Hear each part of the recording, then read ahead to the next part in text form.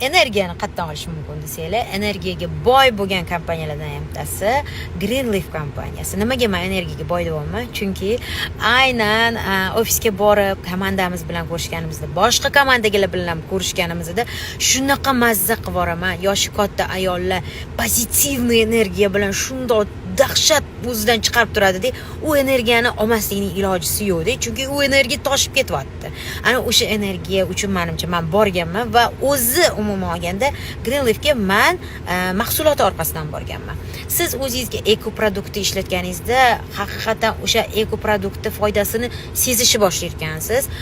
Bundoq olib qaraganda men yaqinda mana shampunini olib ishlatdim. Shunaqa zo'r ekan, shunaqa dahshat ekan. Endi men bittada ko'rindi deb aytmayman. Men ishlatdim, erim ishlatdilar.